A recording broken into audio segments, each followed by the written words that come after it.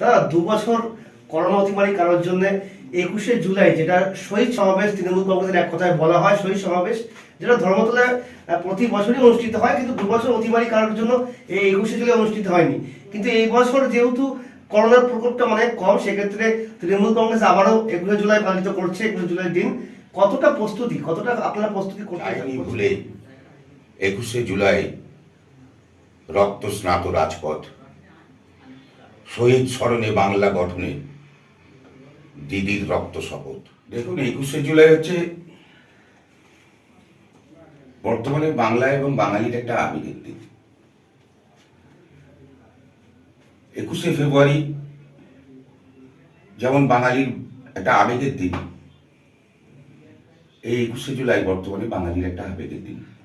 কারণ বাঙালিরা প্রত্যক্ষ করেছিল 1993 সালের 21শে জুলাই সেই রক্তাক্ত দিন, যেদিন বাংলার যুব সমাজ মানুষের স্বার্থে মমতা বন্দ্যোপাধ্যায়ের ডাকে কলকাতার রাজপথে প্রতিবাদে সামিল হয়েছিল।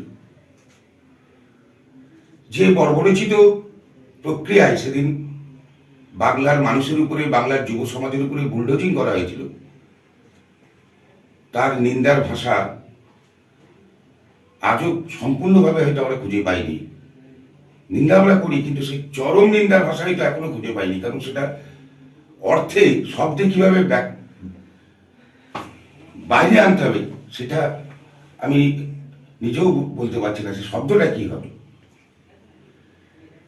কত যুবক সেদিন মারা গিয়েছে এবং কত মানুষ যে পঙ্গু হয়েছে, সেটা মানে কি বলা যেতে পারে, স্বাধীন বাংলা ভারতবর্ষের পরবর্তী 1947 সালের পরবর্তীকালে ভারতবর্ষ তথা বাংলার বুকের এই ঘটনা একটা স্বাধীন ভারতবর্ষের একটা উদাহরণ হয়ে গেছে। আমাদের নেত্রী মমতা বন্দ্যোপাধ্যায় তার একটা কি বলা যেতে পারে, একটা হৃদয়ের যন্ত্রণা তিনি এই 21শে জুলাইয়ের মধ্যে দিয়ে মানুষের কাছে ব্যক্ত করেন। এবং আমাদের নেত্রী এই 21শে জুলাই বরাবরই নতুনভাবে শপথ গ্রহণ করেন। অতীতে শপথ গ্রহণ করেছিলেন বাংলার এই যে অপশাসনের যে করা যে শাসক দল ছিল তাকে উৎখাত করার জন্য।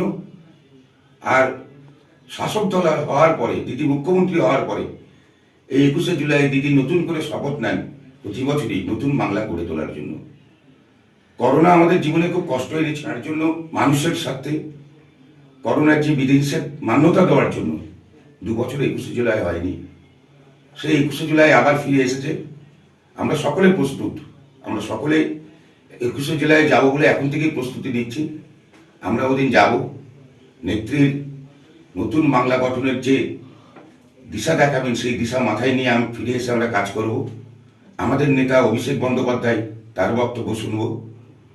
যুব সমাজের তিনি বর্তমানে একজন আইকন, এবং অভিষেক বন্দ্যোপাধ্যায়ও যে গাইডলাইন আমাদের দেবেন তাকে মান্যতা দিয়ে আমরা আবার একটা বছর ধরে মনোনিবেশ করে আমরা আমাদের কাজ করে যাব বাংলা গঠনে, বাংলার উন্নতির স্বার্থে এবং নতুন বাংলা গড়ার জন্য মমতা বন্দ্যোপাধ্যায়ের যে উদ্যোগ তাকে সহযোগিতা করার জন্য। 21শে জুলাই আপনারা প্রত্যেকবারই পালন করেন, কিন্তু কেন 21শে জুলাই এই দিনটা তৃণমূল কংগ্রেস কেন পালন করে এসছে? দেখুন, প্রতিবাদের দিন হচ্ছে 21শে জুলাই, প্রতিবাদের ভাষা হচ্ছে 21শে জুলাই, শহীদের রক্তস্নাত রাজপথ হচ্ছে 21শে জুলাই। এই 21শে জুলাই গণতন্ত্রকে হত্যা করার একটা দিন হিসেবে গণ্য হয়। আবার এই 21শে জুলাই গণতন্ত্রকে রক্ষা করার একটা শপথ হিসেবে গণ্য হয়। এবং সেই শপথটাকে প্রতিবার নতুনভাবে বাংলার মানুষের কাছে তুলে নিয়ে আসে মমতা বন্দ্যোপাধ্যায়। এই জন্য 21শে জুলাই একটা আলাদা আবেগের দিন সকলের কাছে।